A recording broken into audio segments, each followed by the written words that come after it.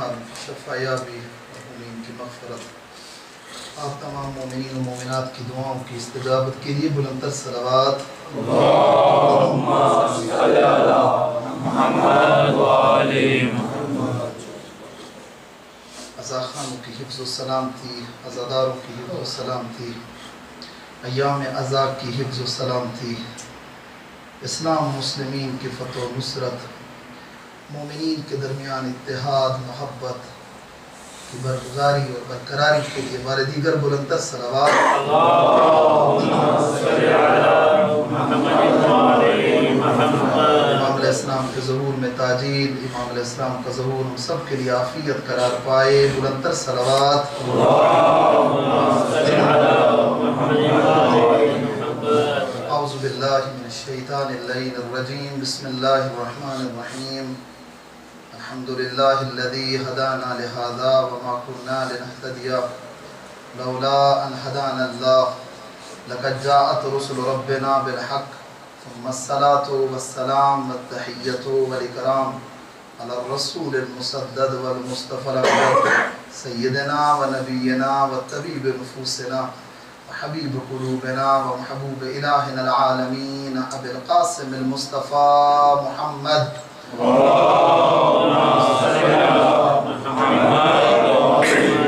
وعلى أهل بيته الطيبين الطاهرين المعصومين المنتخبين المنتجبين الذين أذهب الله عنهم الرجس وطهرهم تطهيرا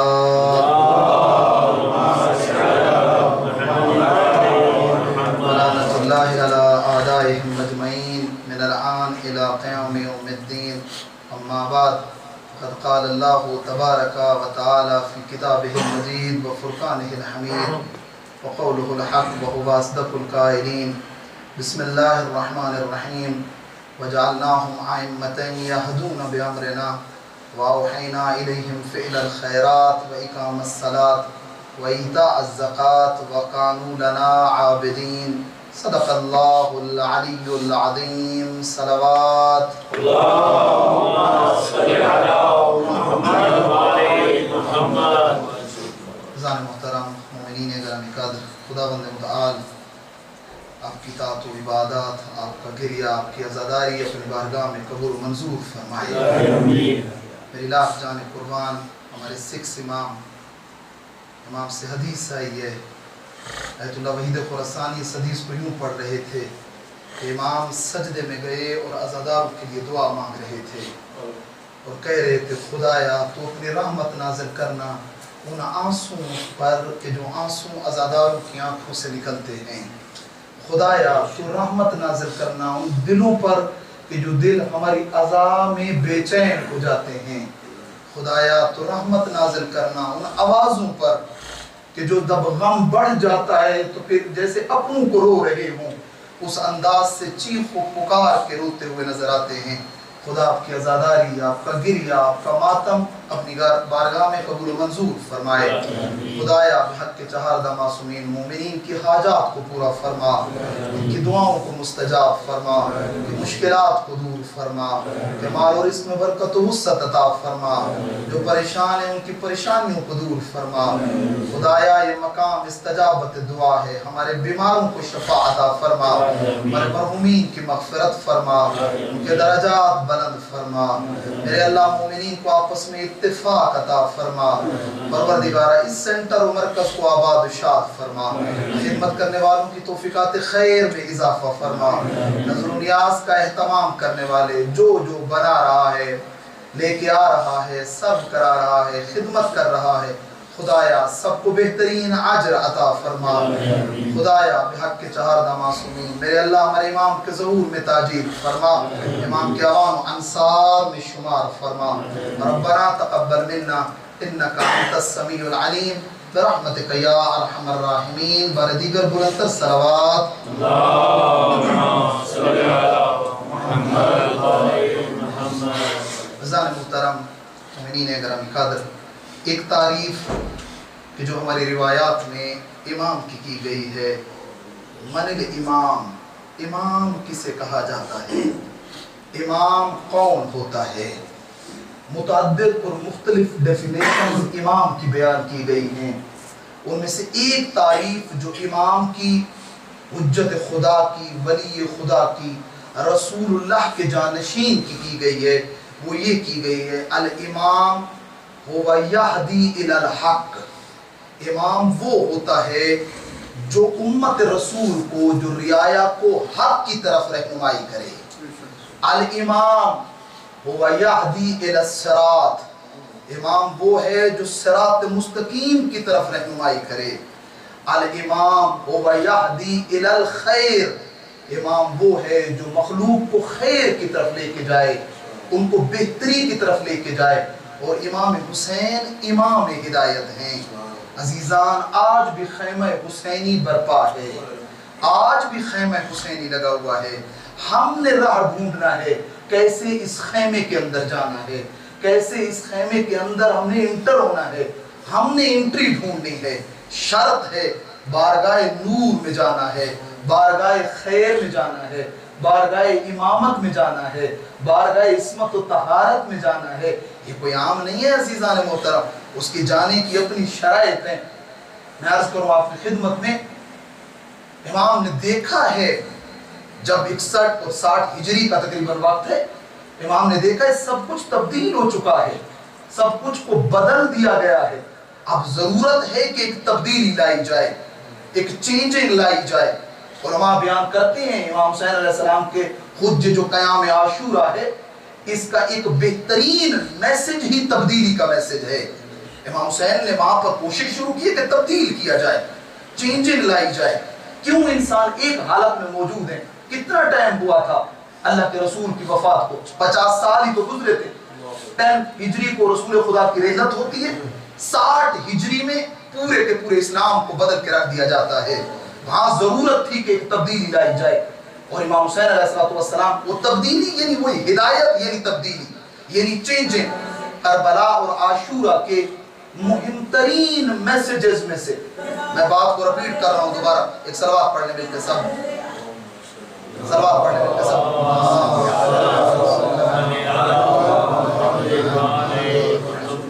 تو عرض کر رہا تھا آپ کی خدمت میں، کربلا عاشورہ، کربلا حسینی کے منتہین میسیجز میں سے ایک میسیج تبدیلی اور چینجنگ ہے. امام نے 61 ہجری سے جو کمپین تبدیلی اور چینجنگ کی چلائی تھی، وہ آج بھی چل رہی ہے، وہ رکی نہیں ہے. شرط یہ ہے جو بھی خلوص نیت سے در حسین پہ آ جائے، در اہل بیت پہ آ جائے، در امامت پہ آ جائے، در رسالت پہ آ جائے، یہ ہستیاں اس کو تبدیل کرنے میں دیر نہیں کرتے.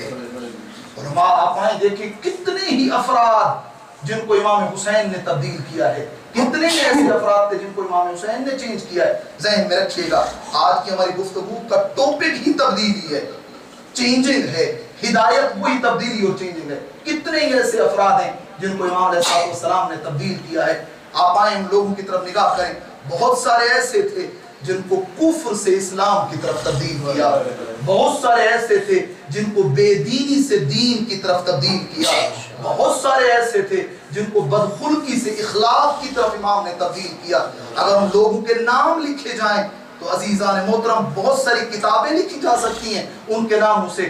اور علماء دین یوں بیان کرتے ہیں، وہ کہتے ہیں وہ تبدیلی کا اور امام حسین کی ہدایت کا وہ سلسلہ جو حر و زہیر و وہب قلبی سے شروع ہوا تھا، وہ آج بھی جاری و ساری ہے، آج بھی جاری و ساری ہے. بشرط کہ کوئی تبدیلی لینا چاہے، کوئی اپنے آپ کو چینج کرنا چاہے. اگر میں شروع سے ہی مینٹلٹی ایسی کریٹ کر کے آ رہا ہوں کہ نہیں میں نے اپنے اندر کوئی تبدیلی نہیں لانی، میں نے اپنے اخلاق کو نہیں بدلنا، میں نے اپنے دین میں بہتری نہیں لانی، تو پھر کوئی بھی دنیا کی طاقت انسان کو تبدیل نہیں کر سکتی ہے، انسان کو خیر کی طرف نہیں لا سکتی ہے. ہاں افراد تھے، اہل بیت کی نگاہ پڑ جاتی تھی. جب مالک اشتر نے کہا تھا جنگ صفین میں کہ جنگ عرض کو آپ خدمت میں جمل میں، مولا جتنے آپ نے مارے اتنے مالک اشتر نے مارے. فرمایا نا مالک، تیرے مارنے اور میرے مارنے میں فرق ہے. اے مالک، تیری تلوار یک سرا چلتی ہے، علی کی تلوار قیامت تک دیکھتی ہے کہ اس کی نسل میں کوئی علی ولی کا چاہنے والا تو نہیں آتا. یہ تو نہیں آتا، یہ تلوار بھی تبدیلی کا نگاہ رکھتی ہے. وہاں پر امام کی ذوالفقار بھی دیکھتی ہے کہ کوئی آنا تو نہیں ہے کہ جس نے تبدیل ہونا ہے، جس نے چینج ہونا ہے، دیکھ لیتے ہیں تو فوراً اس کے ساتھ جو ہے وہ جاری ہو جاتا ہے۔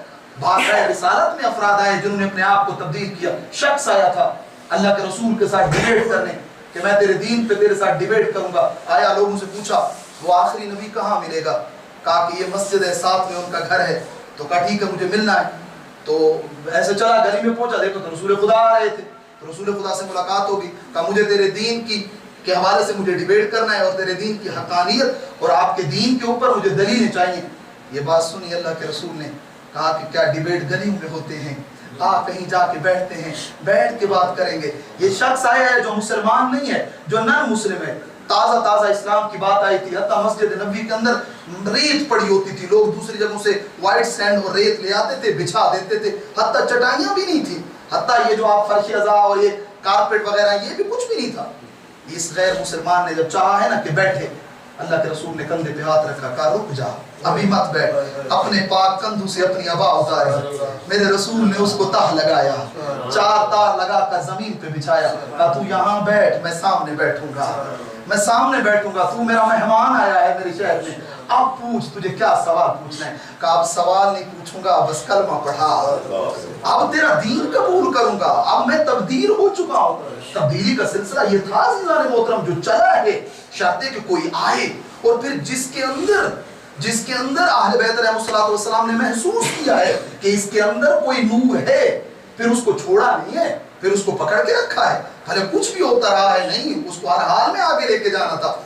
امام حسین کے لشکر اور سفینہ حسین کی خوبی تو یہی ہے، امام حسین کا لشکر اگر 99 بدیاں ہوں اور ایک خوبی ہو تب بھی قبول کر لیتا ہے، تب بھی قبول کر لیتا ہے، ساری بدیوں کے باوجود ایک خوبی۔ اس لیے علماء کہتے ہیں خیمہ حسینی میں داخل ہونے کے لیے آئیں اپنے اندر ایک خوبی پیدا کر لیں، ایک اچھائی پیدا کر لیں، یہ خیمہ قبول کر لے گا۔ تو میں عرض کر رہا تھا عزیزان محترم، وہ سلسلہ تبدیلی اور چینجنگ جو غر و زہیر و وہب قلبی سے شروع ہوا تھا، وہ چینجنگ اور تبدیلی کا سلسلہ آج بھی جاری و ساری ہے۔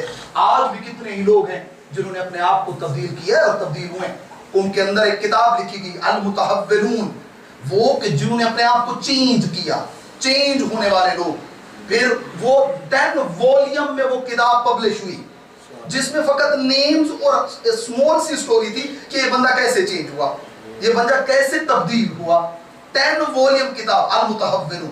لیبنان کے اندر بیروت میں ایک کتاب چاپ ہوئی المستبصرون، عربی زبان میں، وہاں پر چاپ ہوئی جس میں لوگوں کے نام لکھے گئے کہ جنہوں نے اپنے آپ کو تبدیل کیا۔ اسی میں سے میں سمجھتا ہوں ایک فرینچ ہے یا وہ جرمن ہے رائٹر، روجر گارڈی اس کا نام ہے۔ یہ تقریباً جا کر کچھ 1982 میں اس نے اسلام کو قبول کیا ہے، 1982 میں، 2002 میں اس کی جو ہے یہ دنیا سے گیا، لگ بھگ کچھ 90 ایئر اولڈ ہو چکی تھی اس کی اس وقت جب یہ مرا ہے۔ اس سے پوچھا گیا، اس سے پھر اس نے 3-4 کتابیں بھی لکھی ہیں کہ اسلام پر عمل کیے بغیر، اس نے کہا کہ کیا خدا کا ہونا ضروری ہے ہماری زندگی میں، اس کی پہلی بک تھی کیا خدا کا ہونا ضروری ہے، انگلش میں لکھی۔ دوسری بک لکھی اسلام کی پیروی ہی راہ نجات ہے، یہ دوسری بک لکھی۔ پھر یورپ میں اسلام ان یورپ، یہ تیسری بک لکھی۔ پہلے ایک عام انسان تھا، تبدیل ہوا، اور آپ سن کے حیران ہو جائیں گے تبدیل کیسے ہوئے۔ جب اسی کی، کیونکہ یہ پروفیسر تھے بہت بڑے، جب اسی کی اسٹوڈنٹ نے آ کر اس سے کویسچن کیا تھا بتا سکتا ہے تیری چینجنگ کا کیا ریزن ہے اور کون سا ایسا اس میں وجہ بنی ہے کہ تو نے اپنے آپ کو تبدیل کیا ہے؟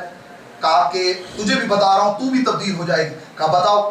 کہا مجھے امیر المومنین کی ضربت سے شہادت کے 48 گھنٹوں نے تبدیل کر دیا ہے، مجھے علی ابن ابی طالب کی ضربت سے، یا یوں پہ لکھا ہے محراب سے شہادت کا، یہ جو بیچ والا ٹائم نہیں ہے، مجھے اس نے تبدیل کیا ہے اور مجھے مسلمان کیا ہے۔ کہا وہ کیسے؟ کہا جا کے پڑھ لے۔ کہا جب میں پڑھ رہا تھا اسلام کو، میں جب علی پہ پہنچا ہوں، میں نے آ کر عجیب انداز دیکھا ہے، 48 آور، 48 گھنٹے ہیں ٹوٹل، اس میں جب بھی ہوش آتا ہے یہی کہتے ہیں حسن لال اللہ اللہ بالیتیم، حسن لال یتیموں کا خیال رکھنا، حسن لال ہمسایوں کا خیال رکھنا، حسن لال فقراء کا خیال رکھنا، حسن لال مساکین کا خیال رکھنا، حسن رشتہ داروں کا خیال رکھنا، لوگوں کا خیال رکھنا۔ کہ اس کو جب بھی خیال آتا تھا تو وہ یا کہتا تھا اللہ اللہ الصلاۃ، نماز کا خیال رکھنا، روزے کا خیال رکھنا، بیت اللہ کا۔ کہ اس کو جب ہوش آتا ہے یا وہ خدا کی بات کرتا ہے یا اس کی مخلوق کی بات کرتا ہے؟ کون ہے اسلام؟ اتنا عظیم ہے اسلام کہ جس کے لیڈر کے دل میں اتنا درد ہے، اس کو اپنا ہوش ہی نہیں ہے، اس کو خیال نہیں ہے کہ اپنے بارے میں کچھ کہے، وہ جب بھی کہتا ہے لوگوں کے بارے میں کہتا ہے۔ اسی طریقے سے آپ آ جائیں ادریس حسینی، یہ سنی ہے، مصری ہے، ایجپشن ہے، وہاں کا رہنے والا ہے، مصر کا رہنے والا ہے، یہ چینج ہوا ہے اور اس نے پہلی کتاب لکھی، کتاب کا نام لکھا لقد شیعنی الحسین، مجھے حسین نے شیعہ کیا، مجھے حسین نے شیعہ کیا، یہ تبدیل ہوا ہے۔ پھر اس المتحورون کے اندر اس کی سٹوری کو شیئر کیا جاتا ہے، مجھے حسین نے شیعہ کیا۔ پوچھا جاتا ہے اس سے کہ تیرے شیعہ ہونے کا کیا راز ہے؟ کہا میں سنی تھا، مذہب اہل سنت سے میرا تعلق تھا، میں نے ابتدائے اسلام سے لے کر کربلا تک پوری ہسٹری کو اسٹڈی کیا ہے، میں نے آل بیت کو بھی پڑھا ہے، میں نے خلفاء کو بھی پڑھا ہے، ہر جگہ پہ آ کر نہ میں نے ڈنڈی ماری ہے، خود لکھتا ہے میں نے ڈنڈی ماری ہے، میں نے توجیہ کی ہے، میں نے ایکسکیوز ڈھونڈے ہیں بیچ میں سے، بہانے تلاش کرتا ہوں، نہیں یہ بھی ہو گیا ہوگا، یہ بھی ہو گیا ہوگا، یہ شیعہ ایسے کہتے ہیں، یہ شیعہ ایسے کہتے ہیں۔ کہ جب میں واقعہ کربلا پہ پہنچا ہوں، کربلا کے واقعے میں عاشور کو جب میں نے اسٹڈی کیا ہے، وہاں جا کر پھر میں نے کہا ہے یہ جو حسین ابن علی کے مقابلے میں آئے ہوئے تھے یہ انسان نہیں تھے، یہ انسان نہیں تھے۔ کہا یہ کہاں کی انسانیت تھی؟ 6 ماہ کے بچے کو پانی مانگنے کے بدلے میں تیر مارا جائے۔ لقد شیعنی الحسین، مجھے حسین نے شیعہ کر دیا۔ اسی کے ساتھ سلیم سوری ہے، یہ بھی اسی طریقے سے چینج ہوا ہے، اور اس سے جب پوچھا گیا کہ تجھے کس چیز نے شیعہ کیا ہے، تجھے کس چیز نے مسلمان کیا؟ کہا مجھے علی کی بیٹی کے کوفہ کے خطبے نے تبدیل کر دیا ہے، کوفہ کے خطبے، کسی کو حضرت عباس نے تبدیل، کسی کو یہ کربلا چینج کرتی آ رہی ہے عزیزان محترم، اس وقت سے لے کر آج تک چینج کرتی آ رہی ہے۔ آج ہمیں بھی ضرورت ہے، اگر ہم تبدیلی چاہتے ہیں کربلا آج بھی تبدیل کریں۔ امام نے اس وقت دیکھ لیا تھا، امام نے جو خط لکھا ہے اس میں امام نے اپنے 4 قاصد بھیجے ہیں، امام کے 4 قاصد ہیں جن کو امام نے بھیجا ہے۔ پہلا قاصد مسلم ابن عقیل ہے، دوسرا قاصد جناب آج کو آپ خدمت میں کون ہے؟ مسیب ہے، تیسرا قاصد کون ہے؟ سلیمان بن ابا رزین، یہ تیسرا قاصد، اس کو بصرہ بھیجا امام، اور چوتھا قاصد عبداللہ ہے۔ یہ 4 قاصد ہیں امام کے جن کو امام نے لیٹر دے کے بھیجا ہے، ایک ہی لیٹر، ایک ہی ورڈ ایک لیٹر کی، اور وہ اللہ کے رسول کی حدیث ہے کہ اس حدیث میں امام علیہ السلام نے 4 باتیں لکھی ہیں فقط، اہل کوفہ کو بھی اہل بصرہ کو بھی۔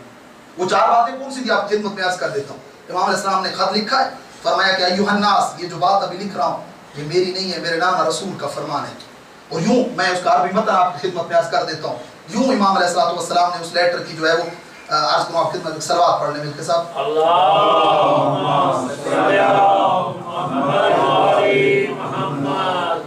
امام علیہ السلام کا جو خط آیا ہے اس خط کے اندر امام نے ان چیزوں کو یہاں پر بیان کیا ہے۔ امام علیہ السلام نے فرمایا کہ میرے نانا رسول نے یوں کہا ہے، من رعا سلطانا جائرا، تم میں سے کوئی بھی، اے اہل کوفہ، اے اہل بصرہ، اے اہل عراق، اے اہل حجاز، اب تبدیلی کی ضرورت آ گئی ہے۔ میرے نانا رسول نے یوں کہا تھا، من رعا سلطانا جائرا، جو بھی کسی ایک ظالم بادشاہ کو دیکھے، کون سا ظالم بادشاہ؟ پہلی چیز جو وہ کر رہا، مستحلا لحرم اللہ، جو اللہ کے حلال کو حرام اور حرام کو حلال کر رہا ہو، یہ پہلی چیز۔ دوسری چیز، ناقصا لعہد اللہ، بعہد اللہ، لعہد اللہ، اللہ کے عہد اور وعدے کو توڑ رہا ہو۔ تیسری چیز، مخالفا لسنت رسول اللہ، رسول خدا کی سنت کے اگینسٹ جا رہا ہو۔ اور چوتھی چیز جو تھی، یعمل فی عباد اللہ بالاسم والعدوان، اللہ کے بندوں کو گناہ کی طرف ترویج دے رہا ہو۔ اور اگر آئے لوگوں تم میں سے کوئی بھی، میرے نانا رسول نے کہا، اگر کوئی بھی بندہ یہ سب دیکھنے کے بعد اپنی زبان اور اپنے ایکشن کے ذریعے سے اس کی مخالفت نہ کرے، اس کا ٹھکانہ جہنم ہے۔ والسلام حسین ابن علی، یہ امام کا خط تھا۔ امام نے خط کے ذریعے سے لوگوں کو بیدار کرنے کی کوشش کی ہے اور تبدیل کرنے کی کوشش کی ہے۔ آپ آئیں 4 چیزیں ذہن میں رکھیے گا۔ پہلی چیز کون سی تھی اس کے اندر؟ حلال کو حرام اور حرام کو حلال کرنے لگا۔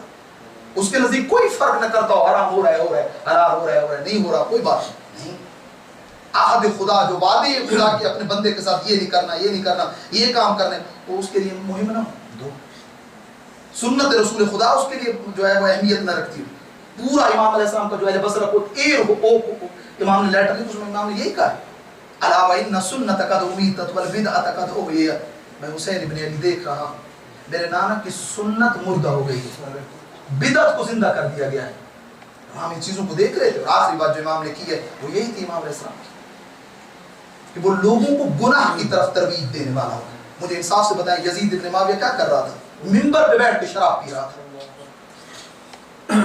रक्स की महफिलें बर्पा कर रहा था, हर गलत काम वहां पे किया जा रहा था। गोया जो खुद को कह रहा था, लोगों मैं अकेला खलीफा रसूल हूं, और काम कौन से हो रहे थे? ये बड़े काम हो रहे थे।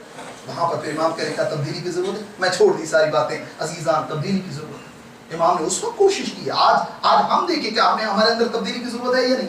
आशूरा का इंपॉर्टेंट मैसेज जो है वो यही, चेंजिंग और तब्दीली।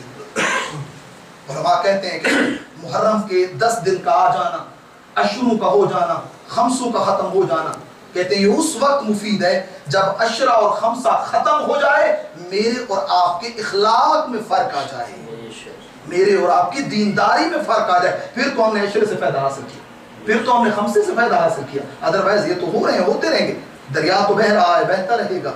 अजीजान, तब्दीली की जरूरत है, चेंजिंग की जरूरत है। आयतुल तबाई यहाँ पर बयान फरमा, कहते हैं तब्दीली कैसे आएगी? कहते हैं तब्दीली उस वक्त आएगी कि जब घर के सब लोग ये प्लान बना लें और इरादा कर लें कि हमने चेंज होना है। ऐसा नहीं होगा कि एक बंदा फकत तब्दील हो। अगर हस्बैंड नेक है और अच्छा है तो वाइफ को भी नेक और अच्छा होना पड़ेगा। वाइफ मोमिना है, नेक है, इबादत गुजार है, हस्बैंड को भी नेक और मोमिन और आबिद होना पड़ेगा, तब जाकर बच्चों के ऊपर अच्छा असर पड़ेगा। दोनों मिलकर, वो फिर आगे चलकर एक मिसाल देते हैं कि आपने सुना नहीं है, एक शहर के अंदर एक बादशाह ने इरादा किया था पूरे शहर को बदल दे। उसमें से कुछ लोग तब्दीली चाहते थे, कुछ नहीं चाहते थे। बादशाह ने उसका यूं इम्तिहान लिया था, हुक्म दे दिया था, कहा वो फलां हाउस जो है, कल दिन को वो हाउस मुझे मिल्क से पूर चाहिए। जब अगले दिन सुबह उठा था, देखा था तो हाउस जो था वो पानी से भरा हुआ था। अगले दिन बुला के पूछा था, हाँ भी क्यों मिल्क नहीं डाला? तो वो कह रहा था कि मैंने समझा और तो सारे मिल्क डाल जाएंगे, अगर मैंने एक बाल्टी पानी डाल दी तो क्या हो जाएगा। दूसरे ने भी वही सोचा, तीसरे ने भी वही सोचा। जब नहीं करनी है, चेंज नहीं करेगा तो कुछ भी नहीं होगा। जब सब इरादा कर लेंगे कि नहीं ठीक करना है, तब जाकर सब कुछ ठीक होगा। इसलिए तब्दीली और चेंज को लेकर अजीजान, लोगों की 3 किस्में, 3 किस्म के लोग दुनिया में पाए जाते हैं।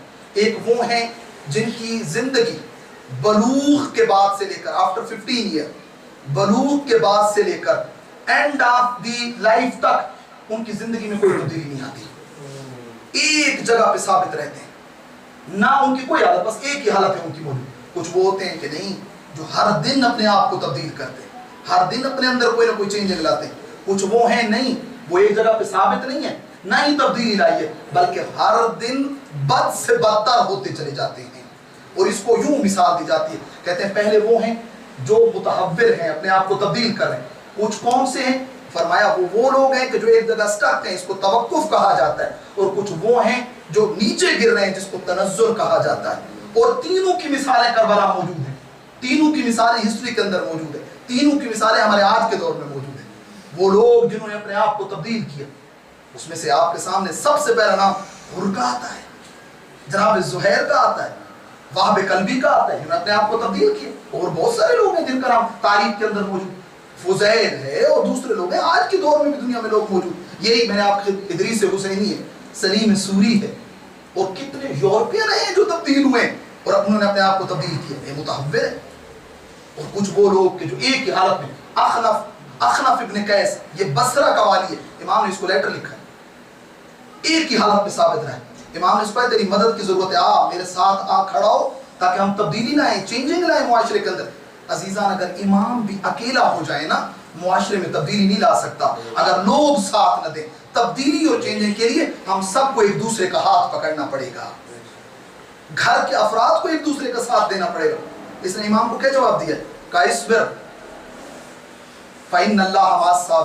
हुसैन इब्न अली, सब्र कर, खुदा सब्र करने वालों के साथ है।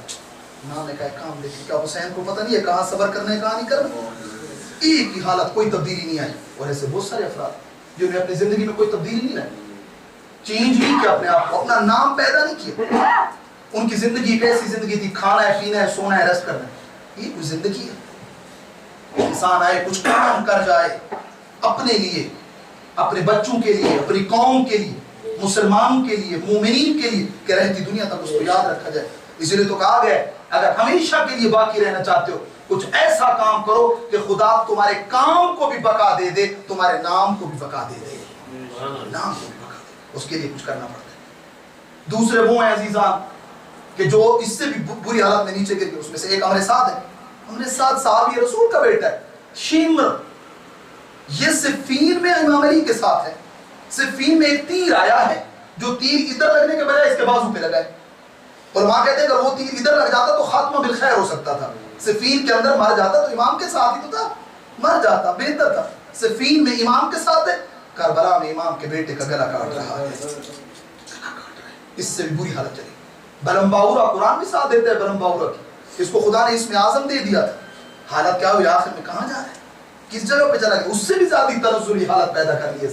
عزیزان سب سے بری حالت انسان کی یہی کہ انسان اوپر جانے کے بجائے روزانہ نیچے گرنا شروع ہو جائے.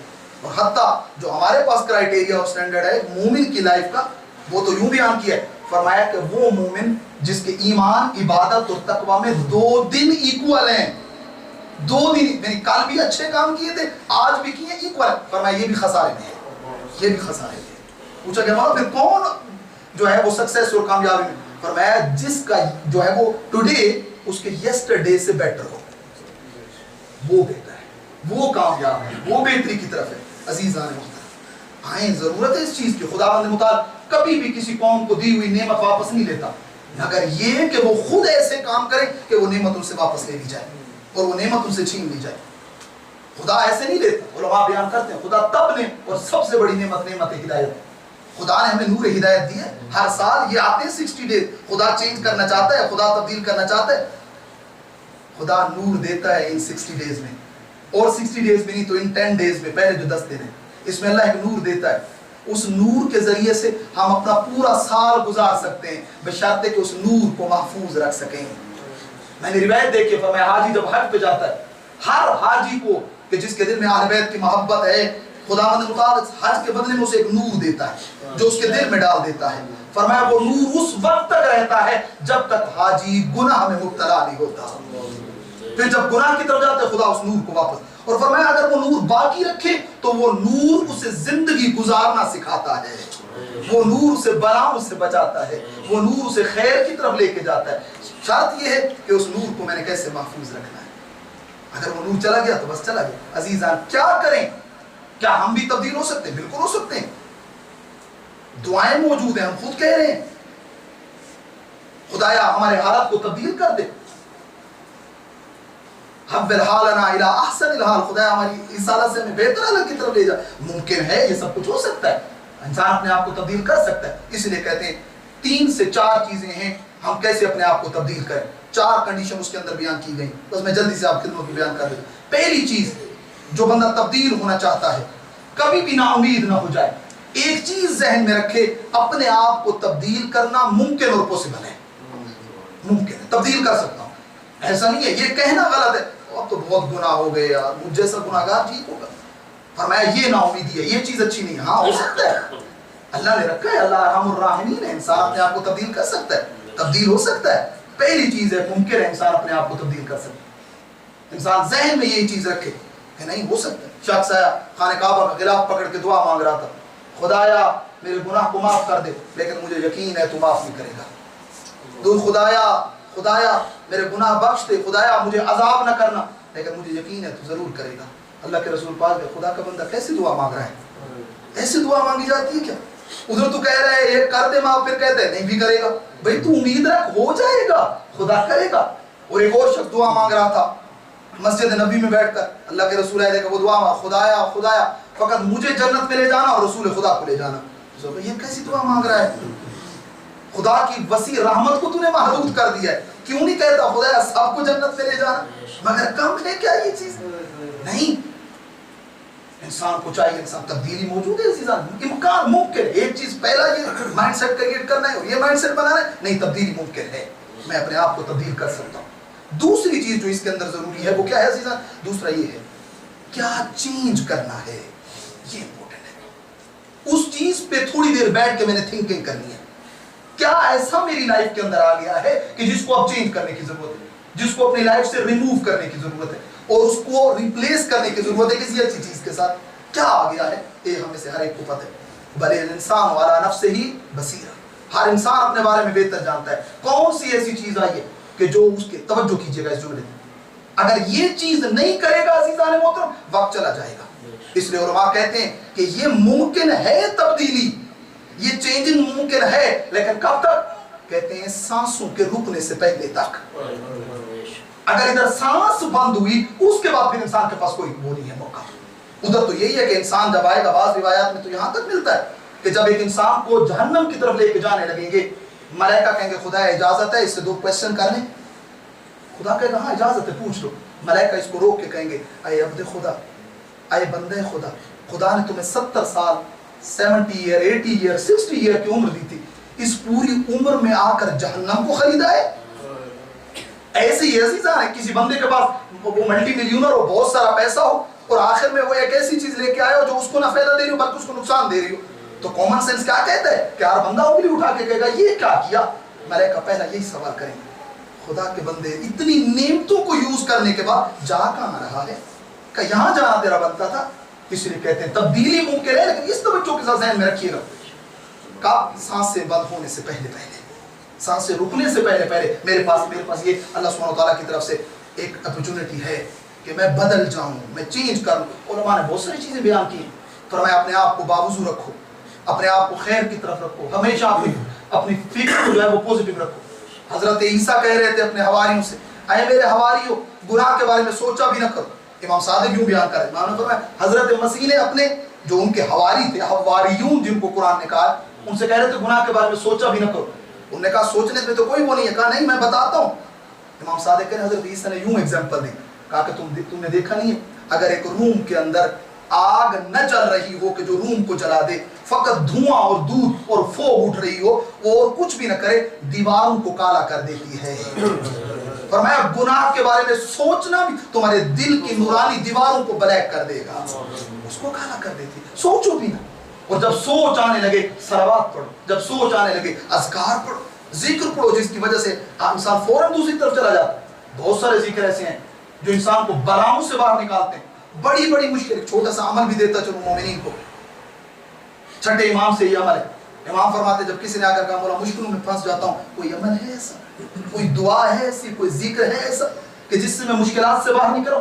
امام نے فرمایا یہ جو ابھی تمہیں عمل دے رہا ہوں, یہ عمل اینی ٹائپ آف پرابلمز, کوئی بھی مشکل میں تم گرفتار ہو جاؤ, 100 ٹائم ہاتھ میں تسبیح لے کر اس ذکر کو پڑھو, تم دیکھو گے خدا بند متعال کیسے تمہیں مشکل سے باہر نہیں نکالتا.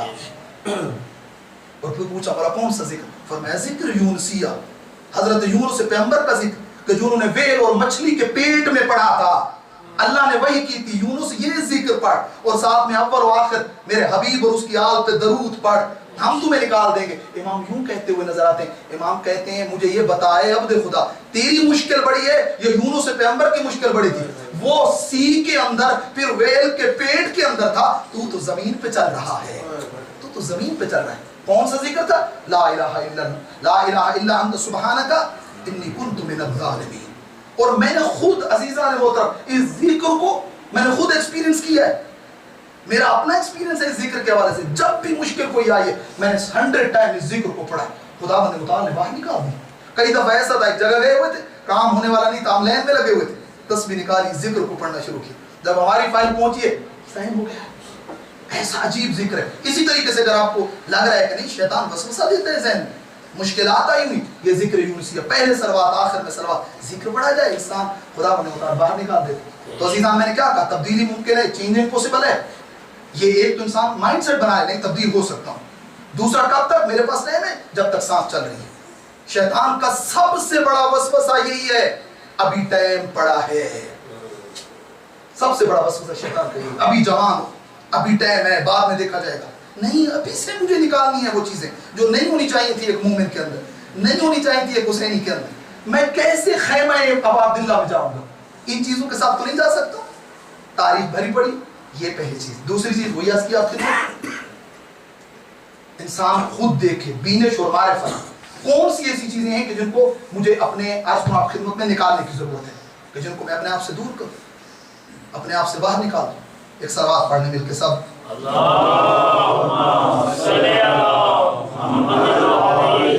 اسی کے ساتھ چند چیزیں اور بھی یہاں پر بیان کی گئی ہیں کہ جن کے حوالے سے بس میں ان کو فقط کاؤنٹ کر دیتا ہوں آپ کی خدمت میں.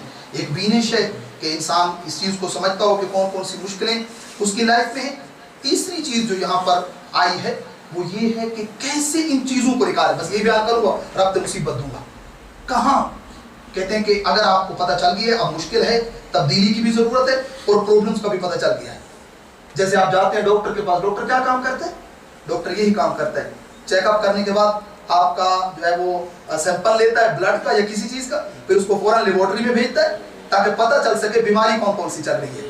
جب تک مجھے میری بیماری کا پتہ نہیں چلے گا تب تک طبیب میرا علاج نہیں کر سکے گا. اور یہ وہ طبیب ہیں کہ جس کو اللہ نے خداوند متعال نے اپنے رسول اور اس کی آل کو طبیب بنا کر بھیجا ہے. کہتے ہیں یہ اتنے کریم طبیب ہیں، یہ اتنے کریم طبیب ہیں. ویسے مریض ڈاکٹر کے پاس جاتا ہے، یہ کریم خود مریض کے پاس چل کے جاتے ہیں. مجھے انصاف سے بتائیں، امام خود نہیں پہنچے ہیں کوفہ والوں کا علاج کرنے؟ کبھی مدینہ میں علاج کر رہے ہیں، کبھی مکہ میں علاج کر رہے ہیں، کبھی کوفہ میں علاج کر رہے ہیں. امام خود جاتے تھے. فرمایا تیسری چیز جو ضروری ہے وہ ایک مومن کو پتہ ہونا چاہیے کہ میں نے مثلا مجھے عقیدے کی مشکل ہے، بلیف میں میری پرابلمز ہیں، مجھے اخلاق میں پرابلمز ہیں، مجھے کریکٹر وائز میری پرابلمز ہیں، حلال و حرام میں میرے مسائل ہیں.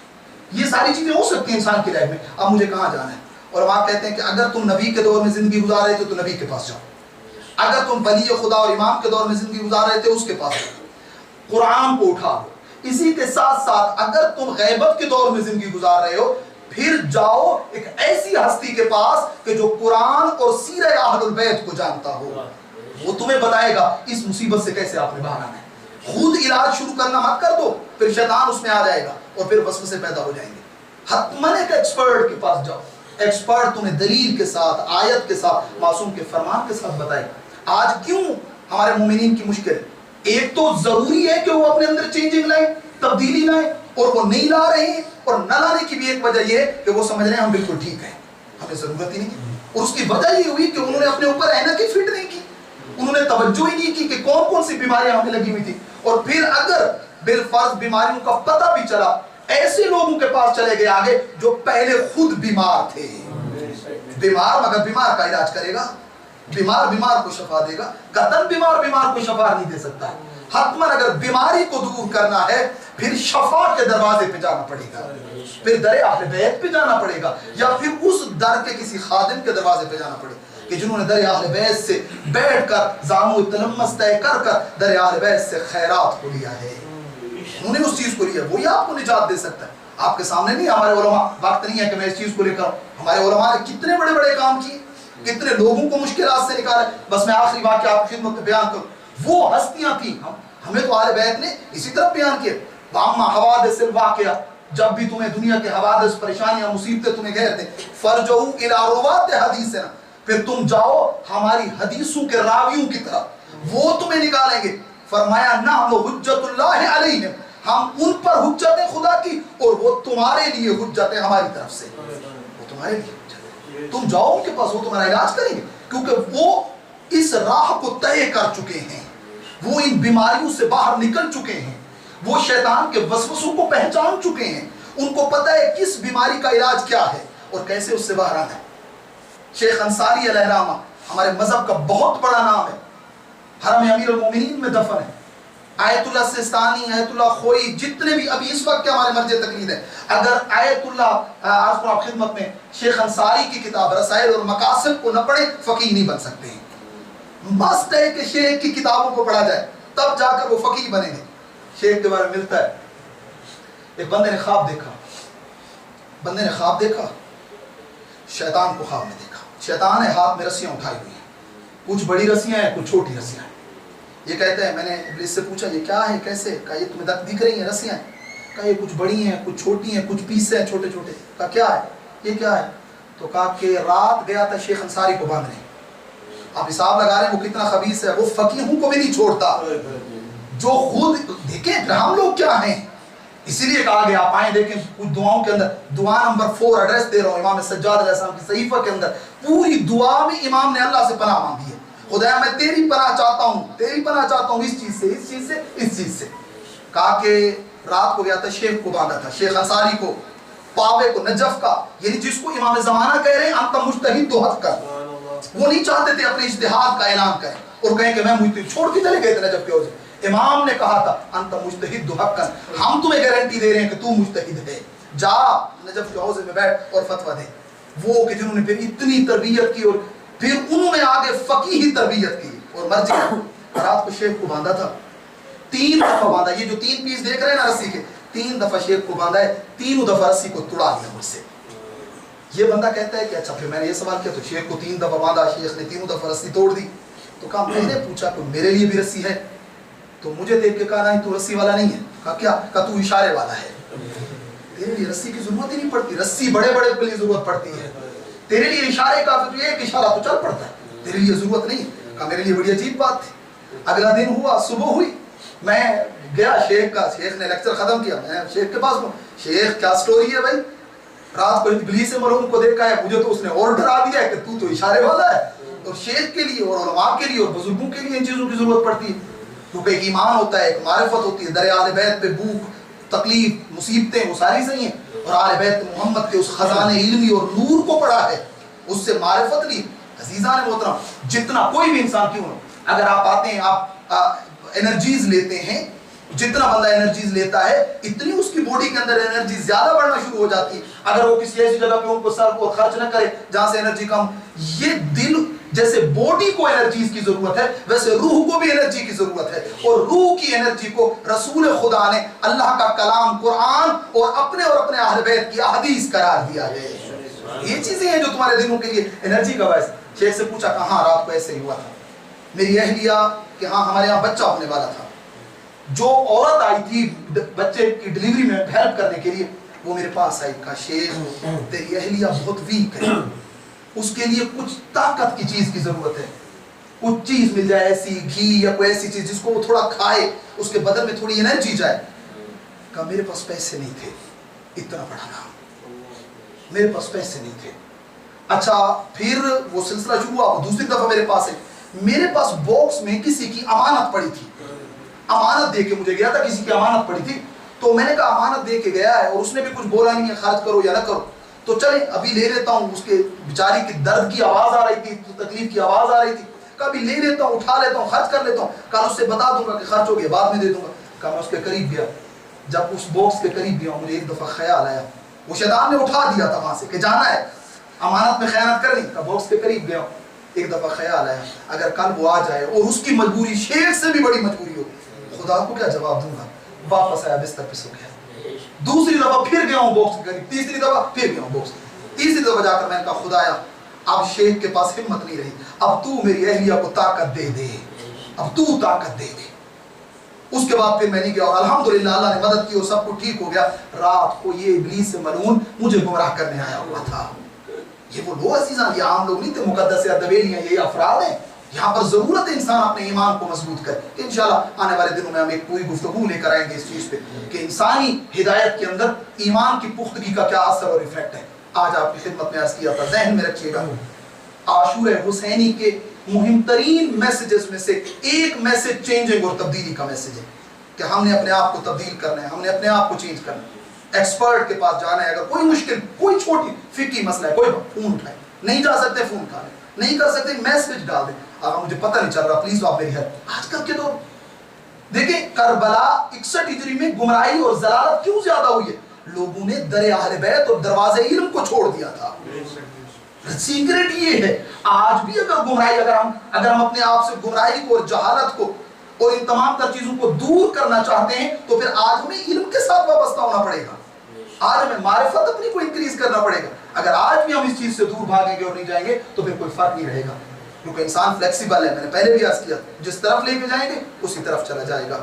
عزیزان بارگاہ خدا میں دعا کرتے ہیں، خدایا ہم سب کو اپنے آپ کو تبدیل کرنے اور اپنے آپ کو حسینی بنانے کا موقع فراہم فرما، خدایا توفیق عطا کر اپنے آپ کو خیمہ حسین ابن علی میں لے جا سکیں، در اہل بیت کے غلام بن سکیں۔ عزیزان انہی تبدیل ہونے والوں میں سے ایک وہ ہے کہ جس کے پاس پھر میرا امام خود چل کے گیا ہے۔ میں نے عرض کیا یہ وہ طبیب ہیں جو خود چل کے جاتے ہیں۔ امام اسی راستے میں جو مکہ سے کربلا کی طرف آ رہا تھا، ایک میدان میں پہنچے ہیں، حضرت عباس کو حکم ملا عباس خیمے لگانے ہیں۔ خیمے لگے، امام نے دور ایک اور خیمہ، اکیلا خیمہ لگا دیکھا، حضرت عباس نے کہا عباس میں اس خیمے سے ہو کے آ رہا ہوں، इमाम गए खेमे में, देखा उस खेमे में एक ज़ईफ़ औरत बैठी हुई है। इमाम ने सलाम किया, उसने सलाम का जवाब दिया। इमाम ने उससे उसका तारुफ पूछा, कहा कि आए आने वाले शख्स, हम मसीही फैमिली और क्रिश्चियन फैमिली हैं। मेरा एक बेटा है जिसका नाम वहब है, मेरी एक बहू है, 17 दिन पहले मेरे बेटे की शादी हुई है। हमारे पास कुछ जानवर हैं, मेरी बहू और मेरा बेटा उन्हें बाहर ले जाते हैं, वापस आते हैं, शाम को हम इधर ही होते हैं, बस यही हमारा खेमा है, यही हमारी जिंदगी है। इमाम ने कहा ठीक है, जब बेटा आ जाए ना उसे कहना वो जो दूर खेमे नहीं लगे हुए वहां से कोई शख्स आया था, वो तुझे बुला रहा है। चलते चलते, ये कहती है इमाम, ये रिवायत में यूं है, ये उठी इमाम के साथ चलते चलते इमाम खेमे से बाहर निकल रहे थे कि एक मर्तबा इमाम मुतवज्जे हुए, कहा या जूजा ऐ ज़ईफ़ा, इस खेमे में तुझे कोई मुश्किल तो नहीं है, कोई परेशानी तो नहीं है? कहा हमेशा अहले बैत की ये सीरत रही है, जब भी किसी के पास जाते थे उसकी मुश्किलों का भी पूछते थे, मुश्किलें दूर भी करते थे। फरमाया मोमिन के अंदर भी यही चीज होनी चाहिए, वो भी खुद पूछे, वो नौबत ना आने दे के अगला बंदा आके बोले कि मैं इस मुश्किल में हूँ, अगर महसूस कर ले तो खुद जाए। कहा या मोमिना कोई मुश्किल तो नहीं है? कहा और तो कुछ नहीं, फकत पानी का मसला है, पानी बड़े दूर से ले आना पड़ता है, मुश्किलें होती हैं। बस इमाम ने कहा मेरे साथ आ जा। ये रिवायत कहती है इमाम चंद कदम आगे चले, एक पत्थर को इमाम ने हटाया है, नीचे से पानी का चश्मा नमूदार हुआ है। कहा खुद भी पी, बेटे और बहू को भी कहे वो भी पिए, और अपने जानवरों को भी पिला दो। आज के बाद रसूल का नवासा कह रहा है तुम्हें पानी की मुश्किल नहीं होगी। अजरुकुम इंदल्लाह। मोमिनीन के दिल चले गए करबला की तरफ, वो जो रास्ते में भी सबको सैराब कर रहा था, वो जो रास्ते में भी सबको पानी पिला रहे थे। अजीजान, उसे 3 दिनों का प्यासा मारा गया। हाँ अजीजान मोहतरम, थोड़ी देर गुजरी है, इसका बेटा वापस आया है। जब इसका बेटा पहुंचा है ना तो उसने खेमे में पानी रखा देखा है। अजीजान, जब पानी रखा देखा, पानी लाने की ड्यूटी इसकी थी, पानी ये लाता था। जब उसने पानी देखा तो माँ से कहा कौन आया था, खेमे में पानी कहाँ से आया? इसकी माँ कहती है कोई बहुत शरीफ नफ्स इंसान था, मुझे किसी कबीले का सरदार लगता था, बड़ा करीम था, बड़ा रहीम था, चेहरे से नूर टपक रहा था, चेहरे पे जलालत मौजूद थी। मुझसे कहा था, मैंने पानी की मुश्किल बयान की थी, पानी का बंदोबस्त कर दिया है। हाँ कह के गया है जब बेटा आए ना उसे भेज देना। ये फौरन गया है इमाम के खेमे में, वापस आया है। वापस आकर माँ को कहता है अम्मा अम्मा, मैं आपको और अपनी ज़ौजा को दोनों को ये पैगाम दे रहा हूँ, आज के बाद मैं हुसैन से एक लहजा भी जुदा नहीं हो सकता, मैं इमाम को एक लहजा भी नहीं छोड़ सकता। उलमा कहते हैं नहीं मालूम इमाम ने क्या किया है, इमाम ने कौन सी निगाह डाली है वहाँ पे कल्बी मसीह पे कि जिसने कलमा भी पढ़ा है और इस हाल में हो गया था। उलमा यहाँ रुक के कहते हैं खुदाया ऐ अबा अब्दुल्ला, खुदाया तुझे वास्ता देते इमाम हुसैन का, वली खुदा हम पे भी ऐसी एक निगाह डाल दे, हम भी इस ऐसी एक निगाह की मुंतजिर हैं। हाँ अजीजान, ये वापस आए, साथ गई इसकी माँ और इसकी ज़ौजा आई है इमाम के पास, दोनों ने कलमा पढ़ा है, साथ चल पड़े, छोड़ दी सारी बातें। आया है आशूर का दिन। इन चंद दिनों में खानदान नबूवत के सीरत और किरदार का इतना असर इन पे हुआ था कि इनकी हालत इस तरह की हो गई थी कि जब करबला में इमाम ने कहा है अब मेरे असहाब मेरी नुसरत का वक्त आ गया है, वाहब की माँ खड़ी हुई है। वाहब जी मेरी माँ। फरमाया कुम या इब्नी, आए मेरा बेटा खड़ा हो जा और फरजंद रसूल की नुसरत के लिए जा। वाहब ने तलवार ली है, ये गया है इमाम की नुसरत के लिए। बेहतरीन जंग लड़ी है इसने, ये तीर अच्छा तीर चला लेता था, जंग लड़ी है, अच्छा नेजा मारने वाला था। ये वापस आया, माँ से आकर कहे अय अम्मा अर्जी थे, क्या तू राजी हो गई है? मैंने इमाम की नुसरत में जंग लड़ी है, इमाम के कातलों को मारा है। बेटे को देख के कहती तू क्या कह रहा है? मैं राजी हो गई। मैं उस वक्त तक राजी नहीं हो सकती जब तक तेरे तुझको इमाम के कदमों पे कुर्बान होता हुआ न देख लूं, जब तक तेरे बदन को खाक और खून में लथपथ न देख लूं। हाँ आजादा, बस ये उठा है कि मक्तल की तरफ जाए। इसकी अहलिया ने कहा है तू जा तो जरूर, लेकिन ये याद रखना अगर तू हमसे पहले इमाम की माँ फातिमा ज़हरा के पास जाना ना, बीबी से कहना दो कनीज़े सलाम कहती थी, हमारी शफाअत भी करना। फिर ये कहती रुक जा मुझे साथ ले जा, मैंने इमाम हुसैन से 2 वादे लेने हैं। इसने अपनी ज़ौजा को साथ लिया है, लेकर आया। इमाम अपने खैमे में बैठे हुए थे, कहा मौला मेरी ज़ौजा ने जिद की है, मैं माफी चाहता हूँ, ये आपसे 2 वादे लेती है। इमाम ने कहा जरूर क्या वादा लेना है? कहा मौला पहला वादा मेरा ये है जब कयामत का दिन हो ना मौला हम कनीज़ों को भी फरामोश न करना, मौला हमें भुलाना मत। इमाम ने फरमाया नहीं भुलाया जाएगा। कहा मौला मेरा दूसरा आपसे वादा ये लेना है, मौला अभी वह जाएगा मारा जाएगा, مولا میری ایک خواہش یہ ہے، یہ مارا جائے گا، میں اس کی اہلیہ ہوں، مولا میں آپ سے خواہش کرتی ہوں مجھے ابھی سے اپنی بہنوں کے حوالے کر دیں، مولا آپ کی بہنیں حتماً کوئی ان کو لے کے وطن پہ جائے گا، حتماً وہ کہیں پہ ان کو کوئی لے جائے گا۔ اس نے یہ بات کی ہے آزادہ، امام حسین نے رونا شروع کیا ہے، امام نے گریہ شروع کیا ہے، اور ہمارے لکھا امام کی آنکھیں برس رہی تھی، اور ہمارے کی آپ نے بہت فکر کی ہے وجہ کیا ہے امام کے رونے کی؟ شاید دو وجہ ہو سکتی ہیں۔ پہلی وجہ یہ تھی امام کو شاید یہ بات رلا رہی ہو، اے وہب کی بیوی تو کہہ رہی ہے تو زندہ رہے گی، تھوڑی دیر کے بعد تو نے بھی مقتل میں مارا جانا ہے، کہ شاید یہ وجہ ہوگی، کہ شاید دوسری وجہ یہ ہوگی امام کہہ رہے تھے اے وہب کی بیوی جن کا سہارا تو ڈھونڈ رہی ہے میرے بعد وہ خود بے سہارا ہو جائے گی، اے ان کے سروں سے چادریں چھن جائیں گی، ان کے ہاتھوں میں رسیاں ڈالی جائیں گی، انہیں بازار و دربار پھرایا جائے گا، ہاں ان کے چہروں پہ تماچے مارے جائیں گے، ان کے سروں پہ پتھر مارے جائیں گے۔ ہاں عزادارو وہب آیا ہے، بہترین جنگ لڑی، ایک مرتبہ وہب کا دایاں بازو قلم ہوا، بایاں بازو قلم ہوا، وہب کے سینے میں تیر آ کے لگا ہے، زوجہ سے برداشت نہ ہوا، علماء نے لکھا ہے 17 دن، ابھی 17 دن ہوئی ہے ان کی شادی کو ہوئے، 17 دن، ابھی ہاتھوں سے مہندی بھی نہیں اتری تھی، زوجہ دوڑ کے آئی ہے، وہب کا سر اٹھایا اپنی گود میں رکھا۔ ایک مرتبہ مقاتل نے لکھا ہے شمر سے کسی نے کہا شمر اس کی زوجہ آئی ہوئی ہے پاس، اس ملعون نے کہا زوجہ کو بھی مار دیا جائے، نیزہ اٹھایا گیا، وہب کی زوجہ کو مارا، نیزے کا سینے میں لگنا تھا آزادار، وہب کی زوجہ بھی یہاں پہ شہید ہوئی۔ مقاتل نے لکھا ہے یہ پہلی خاتون تھی جو حسین کے لشکر میں شہید ہوئی ہے، جو کربلا کے میدان میں شہید ہوئی ہے۔ آزادار اور شمر ملعون نے سر کاٹا، سر کاٹ کے کہا کہ میں مسیح تھا اس کی ماں کی طرف بھیجا جائے، انہوں نے سر کو پھینکا ہے وہب کی ماں کی طرف، آزاداروں ماں تھی نا، سر کو اٹھایا ہے، سر کو سینے سے لگایا، آنکھوں کا بوسہ دیا، پیشانی کا بوسہ دیا، اور ایک جملہ کہا وہب تیری ماں تجھ سے راضی ہو گئی ہے، اے وہب اب تیری ماں فاطمہ زہرا کو اے منہ دکھا سکتی ہے کہ میں نے اپنے غلام کو فاطمہ زہرا کے لال پہ قربان کر دیا، چہرے کا بوسہ دیا، آنکھوں سے مٹی کو صاف کیا، مٹی کو صاف کر کے سر کو اٹھایا، دوبارہ فوج اشقیاء کی طرف پھینکا اور پھینک کے کہا جو چیز رائے خدا میں دے دی جاتی ہے اے اسے واپس نہیں لیا جاتا۔ علماء نے لکھا ہے کتنی عظیم مائیں تھیں کربلا کی کہ جو یوں قربانی دکھا رہی تھی۔ ہاں عزادارو ان میں سے ایک میں نے عرض کیا وہب تھا جسے حسین ابن علی نے تبدیل کیا تھا، انہی میں سے ایک جناب زہیر بھی ہے۔ ہاں عزادارو حق ادا نہیں ہوگا اگر زہیر کی شہادت کے دو جملے آپ کی خدمت میں نہ پڑھوں۔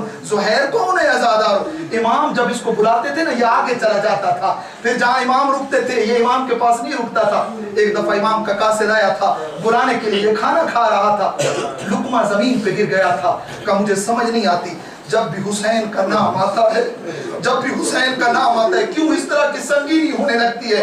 اس نے کہا میں نہیں جاتا، بیٹھا ہوا تھا۔